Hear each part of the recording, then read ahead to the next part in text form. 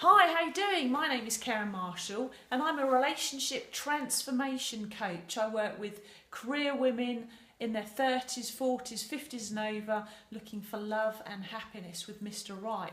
So I help to take you through the steps of what you can do differently to help you break down what you need to work on in order to get the life and the relationship that you want in your life. So today I'd love to share with you my findings and how you can become a unicorn, because every woman has the potential to become a unicorn. There's just some fundamentals that you need to work on and get right first. If you don't want to keep repeating the same mistakes or attracting the same relationships in your life, you need to do something different. So the unicorn, just to clarify, that, guys, how they perceive women. And this is Dara McClendon, his take on it, because the Hot Crazy Matrix has such a huge following that I want to just clarify that men consider a unicorn as a woman that they need to study, that they need to analyse, that when a guy finds a unicorn, that he's not going to want to let them go because this is such a rare species. But, from a female perspective, that we grow up being influenced by our caregivers, our parents, our teachers, the relationships that we form as we grow up. So we all have a different take on our relationship experience, and our most intimate relationship is the most important. So if you want to get this right, when you understand certain aspects about yourself, it's taking time to understand you first and foremost if you are looking for a more loving and lasting relationship. If you want to become the unicorn, you can become a unicorn. So now let me share with you my findings. Just bear with me, let me just undo this chart so I'm not wasting time writing down. Okay, so the unicorn formula, it's split into 4 categories, the A, B, C and D specific categories. That the first and foremost, the A, unless you change your approach, unless you change your attitude, you'll keep repeating the same mistakes. But when you do both of these, you'll get different results, and your awareness will change the way you deal with relationships, the way you approach a guy.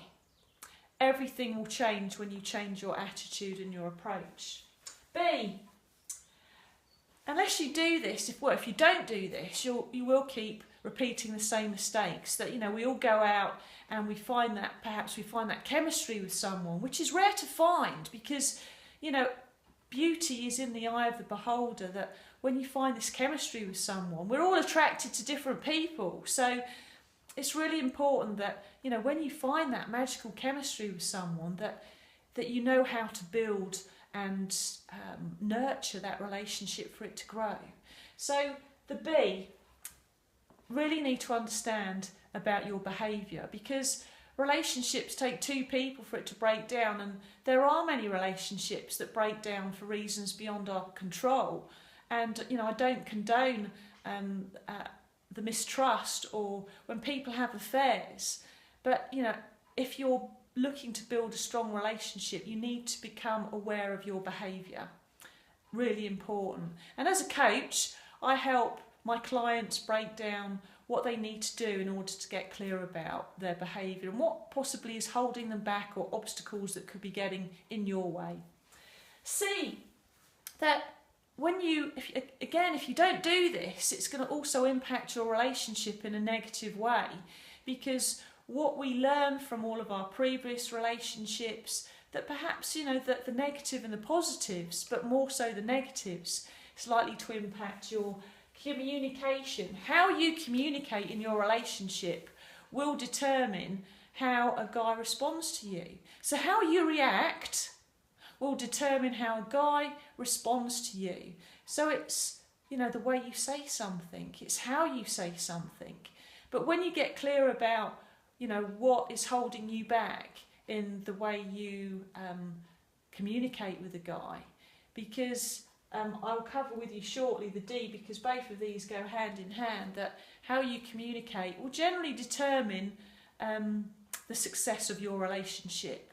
So get clear, get clarity about the way you communicate and how you communicate.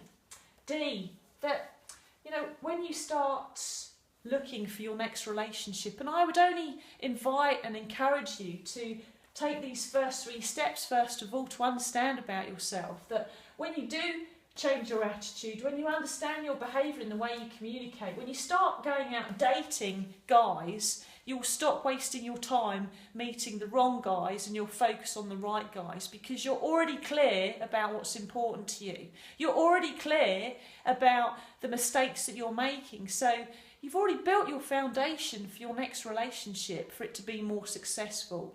So when you're dating, you won't waste any more time. But the other area that is a real deal breaker, and it's also something that you need to really understand, is how you communicate in your relationship, especially when you have conflict, when you have an argument, when you have a disagreement.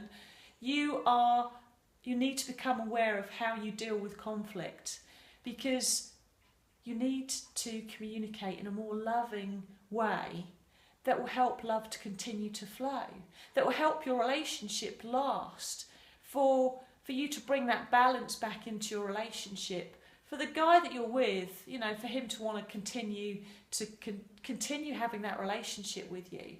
So get clear about your A, B, C and D. And if you want to do that, you know, as a relationship coach, I'd love to help you. If you want to get in touch, I have a community on Facebook, which is Love Coaching You. The page is Love Coaching You. Or my website page is lovecoachingyou.com. So have a great day. It's been great talking to you and being with you and sharing with you today. I hope you found the information useful. Take it easy.